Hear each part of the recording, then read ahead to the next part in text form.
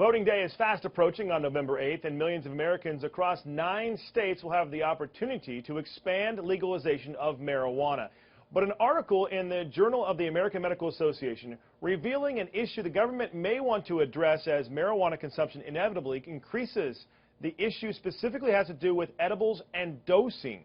What does this mean when you, for example, take a pill of Tylenol? You know the dose, you know what you're getting, 400 milligrams, for example, in one pill, so you know what you're actually putting in your body. But with edibles, there's no consistent regulation for either dosing or quality assurance, which can lead to overdosing or underdosing. It is a problematic issue, something people have to definitely address at some point, especially when you're given an estimated 16 to 26% of patients using medical marijuana consume edible products to do so. Joining me now to talk about it, attorney at Harris Murray Law Firm, Hillary Bricken. We appreciate you joining us via Skype, Hillary. So, Hillary, obviously the issue of dosing is something that a lot of people don't really think about when you think about marijuana usage, but it really does make a lot of sense in the sense that a lot of people are eating marijuana to get their dosage, and there's such a varied way of being able to apply that. Yeah, I don't disagree with that statement. Unfortunately, all we really have available to us is the anecdotal evidence in states that have legalized cannabis for both medical and recreational use. And really, to me, the stopgap here is the fact that the federal government refuses to participate, namely keeping cannabis illegal. So when we talk about things like dosing, really what we need is more substantiated research. And we just don't have that right now in these states because their budgets are limited to really keeping their industries under control to essentially meet or exceed federal enforcement expectations on a criminal justice level.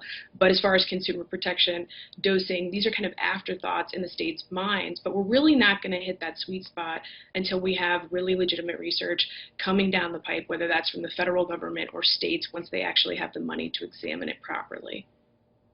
Right, and the feds and states obviously don't agree on this issue, and they haven't. There's causing a lot of issues where the states where it has been legalized it's been expanded to access has been expanded. Do you think the two will ever come together?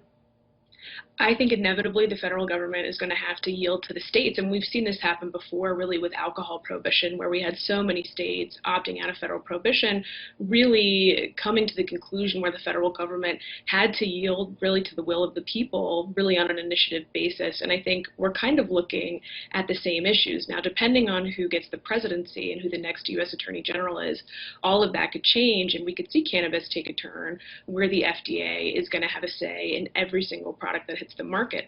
But unless and until that happens, right, the states on this trajectory are probably just going to continue to opt out of federal prohibition. Right, and there is argument too that the FDA obviously would make things different because of being illegal on the federal level. They have no say in regulating it whatsoever. But there's also the argument that even if it is, that will help in some cases. But because marijuana is grown at home in some instances, and because people do make some of these edible items at home, it makes it even more difficult for the FDA to regulate, even if it is legalized.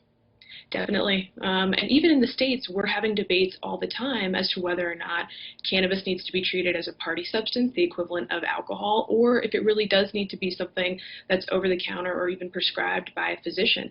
And because it's so cottage and coming from the underground, you're probably always going to have an existing black market where there's no quality assurance, there's no checks, there's no accountability. The question is, do we want to treat this as a medicine, or do we want to treat it more like alcohol?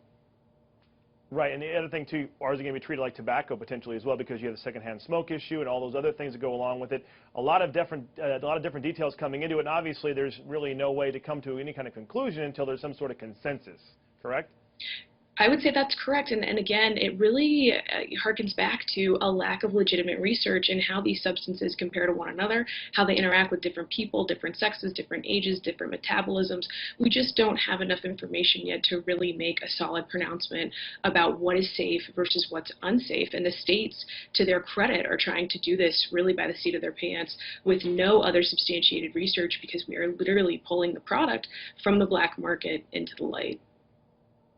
All right, Hillary Bricken, we appreciate you joining us via Skype from Harris Murray Law Firm. Good insight, good information, and of course something we'll be continuing to follow here at FoxNews.com.